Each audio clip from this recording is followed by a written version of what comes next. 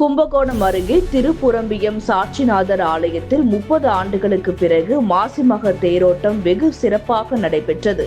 இந்நிலையில் மதுரை ஆதீனத்திற்கு உட்பட்ட இந்த ஆலயத்தில் கடந்த 1995ஆம் ஆண்டு மாசிமக திருவிழாவிற்கு பிறகு பல்வேறு காரணங்களால் திருவிழா நடைபெறவில்லை என்பதால் 9ஆம் நாள் திருவிழாவாக 30 ஆண்டுகளுக்கு பிறகு தேரோட்டம் நடைபெற்றது. இதில் ஏராளமான பக்தர்கள் கலந்து கொண்டு சுவாமி தரிசனம் செய்தனர். மேலும் தேரில் சாட்சிநாத சுவாமி கரும்படு சொல்லியம்மை எழுந்தருளி பக்தர்களுக்கு காட்சியளித்தனர்.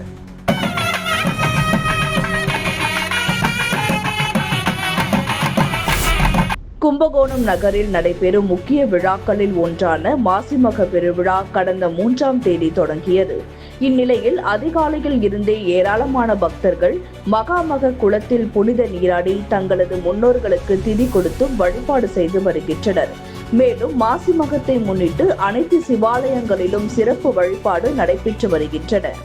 இங்க சுவாமிக்கு தீர்த்தவாரி ஆகும் போது உலகத்துல இருக்கக்கூடிய அத்தனை புண்ணிய நதிகளும் இங்க இருக்கிறதா இருக்கு. அதனால இங்க ஒரு இடத்துல நாம ஸ்நானம் பண்றதுனாலயே நம்மளுடைய எல்லா விதமான பாபங்களும் நிவர்த்தியாகும், எல்லா க்ஷேத்திரங்கள்லயும் ஸ்நானம் பண்ணின ஒரு புண்ணியமும் கிடைக்கும் அப்படிங்கறத இந்த மகாமகத்துடைய ஒரு மாசிமகத்தினுடைய ஒரு விசேஷம். 12 வருஷத்துக்கு ஒரு முறை செய்யறாங்க. அதே ஒவ்வொரு ஆண்டும் மக நட்சத்திரம் செய்யப்படுது.